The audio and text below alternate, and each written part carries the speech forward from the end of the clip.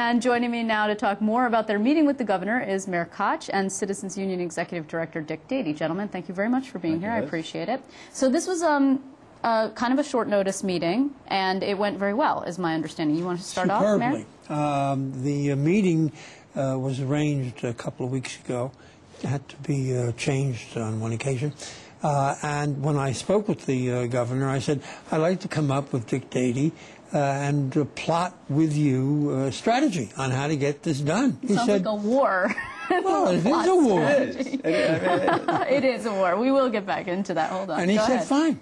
And we had a wonderful meeting. He's in complete command of the facts and strategy and so forth. And out of the meeting, we decided the following. He will address a small group made up of Citizens Union and New York Uprising to convey to the public by that meeting his intensity in getting this done, his commitment to having it as a priority, redistricting. And we came away with the feeling that we have a weapon there. He is a weapon. A very strong and powerful one, and yeah. Really on your side. I mean, you feel that he's fully committed to this. Totally on our side. And he recommitted to his promise. And remember, he made it in. He didn't sign your pledge. Actually, he did it in a letter to you. And we were thinking, maybe what did that mean? No, we what tried he to said parse was he it. wasn't at that time.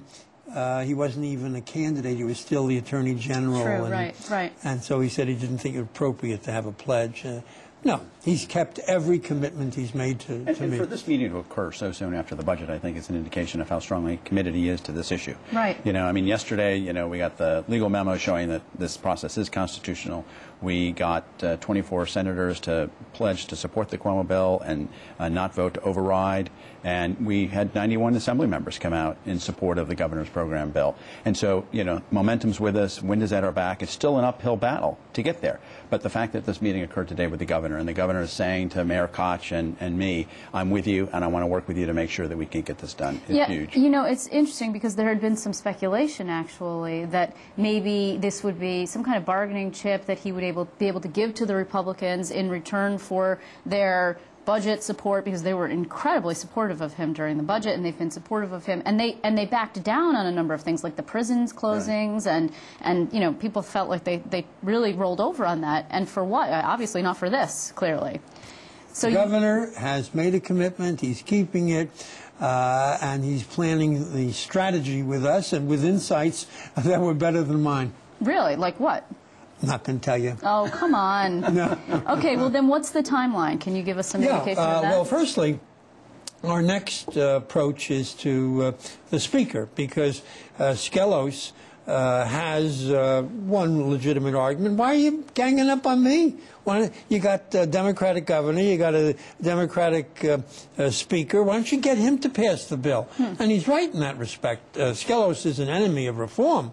The speaker is a hero of reform, in my judgment, because he has introduced the governor's bill. So we're going to be talking to the speaker to urge him to get the legislation passed. Could you just revisit this issue, the numbers that you just spoke about, Dick, when you talked about who's signed what? I mean, you basically are saying it takes 42 people to override in the Senate. It's a 2/3 vote is what it requires in both of the chambers. So if you have 24 people who have signed onto a letter, you basically blow up an override. That's right? Yeah, exactly. I mean, no, sustain an override. We have 24 people who say that they're going to support the governor's override. They're not going to vote with Skelos to overturn the governor's veto. So if the governor goes ahead and vetoes, there will not be sufficient votes to turn that over. Exactly. So then it will end up in the courts. And I don't think the legislature wants that issue in the courts. See, that's interesting, because we've had a special master the last 2 times that we redrew the lines, and that actually pushes them to make a deal. I mean, I think you're right in that, is that it ends up in a person who looks like they might be an independent arbiter, and they start getting a little bit worried. Yeah, but they also look at what the legislative history has been over the last number of years in coming to an agreement, and so it's not like they're not going to have an opportunity to change those lines. Mayor, how much are you hearing from members of Congress? I mean, I had Anthony Weiner on the show, and I know that you were not pleased by his comments, and then Senator Schumer not pleased by his comments. Look, it's quite clear that they would like to have this in the hands of people that they consider at least friends, allies, and to draw perhaps, lines that will re-elect them. The Yes. senator doesn't need that because it's the whole state and he's quite popular. But members of Congress, Peter King, who's a Republican, I didn't endorse him, although I like him and think he's doing a terrific job because he wouldn't support our legislation. Anthony Weiner, who I like, doesn't support our legislation. But they pretend to be part of good government, but you can't say, oh, well, we will lose seats if you apply good government principles, because the Republican, Skelos, says the same thing. Yeah. He will lose the seats. The fact is that you want fair elections, not elections that ensure the re-election of an incumbent. You know, I mean, Senator Skelos has got two options here. I mean, he either, you know, works with the governor and the speaker in trying to come to some agreement on an independent commission, or he takes his chances and goes to the special master in the courts. Right. You know, but we need, in order for that to happen, the speaker needs to step up, pass it in the assembly, and the governor needs to. So that's what we're seeing you guys calling on Shelley Silver to actually make Correct. the first move. I mean, what we're seeing a little bit is a game of political chicken. You know, everybody ups the ante a little bit. And Speaker Silver says, well, okay, yeah, I support this, and then I'll introduce the governor's bill. And then the Republicans say, well, we're not going to do that, but we'll pass constitutional amendment. Then the speaker's, this is where we're at right now, and you need somebody to. The constitutional amendment is clearly a fraud. Yep. There's nothing wrong with the constitutional amendment, but it affects future elections. It won't affect the upcoming election. In 2012. And that's what Skelos wants to So avoid. let's turn to that then, because you and Senator Skelos are having a lovely war of words, and he accused you as personal partisan attacks. That's what he says. You're having a lovely crusade, a nice, well-meaning crusade for reform that is developed into a series of increasingly bitter and personal and partisan attacks. Well, what I've said is I like Dean Skelos. I make that very clear. I don't want him to be perceived and leave as his legacy that he was a hack. He doesn't want that, does he, to be a hack politician? He made a written commitment. He's run out on that commitment.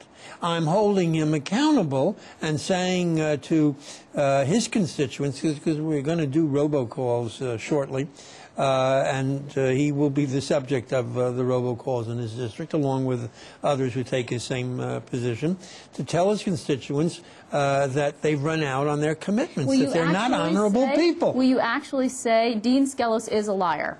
I will say the dishonorable person. But not liar. I don't want to. I mean, you know, there are limits to what you can say. On television, you can say, liar, liar, pants on fire. I know, we love when In you say writing, that. you don't do that. Why is that? I don't really understand. I mean, if you say you had a face-to-face. I never saw Shakespeare say, liar, liar, pants on fire. Yeah, but it was a different time. They said forsooth and other things like that. I think the thing was, when you say to a person, we had a face-to-face meeting, and my question, quote, are you withdrawing your agreement with me? And you say, and he says to you, yes. That sounds to me like lying. I mean, I don't know. Listen, I want to say if he continues with that, he's dishonorable. Don't you think that when you call someone dishonorable, that's about as tough as you can get? Yeah, I think so. When you say, if you do this, you're a hack, and you say that to a person who believes that he's engaged in public service, isn't that tough stuff? Yeah, where we have this advantage, though, is, I mean, we've talked about redistricting reform not being something that the public is all that attuned to. I was just going to say that, yep. You know, but what the public is going to focus on is the fact that there are senators, including Dean Skelos, that made a commitment to their voters that they would do this, and they're not honoring that commitment. The public may not know necessarily the intricacies of redistricting reform, but they are going to know that Dean Skelos did not keep his word to Mayor Koch. Okay, well, let me just ask you this sort of before I let you go. There's been a lot of talk about how the governor's post-budget agenda would be an opportunity for him to mend his progressive fences, if you will. He was very fiscally conservative in the budget, and he allied himself with the Republicans in the budget. They thought he was great. Of course, the Democrats went along with it, too, because they had the extender issue to deal with. But now he's doing things like ethics reform, which, of course, Dick, you're involved in, too, and that was part of your pledge as well. He's doing redistricting, also reform. He's doing things like gay marriage, and then also this property tax cap is not necessarily so progressive, but he's trying to sort of make sure that he's threading the needle a little bit. Do you have any feelings about that? I have the greatest affection and good feelings for the governor because he reaffirmed his strong commitment to be supportive of this legislation and do whatever a governor can do to make it come true. In Albany, there's been a logjam of all these issues. The property tax cap, the marriage equality, these are not new issues. Ethics, we tried last year, failed. So, I mean, he's coming in and exercising the leadership and the public support he's got to finally get these issues addressed in a way that they've not been. Okay, well, we will look for this personal crusade by the governor, and he will be standing with you at some point, I understand. And I want to thank you very much for coming in. Dick Dady, thanks. Mayor Koch, it's great to see you. Thanks very much.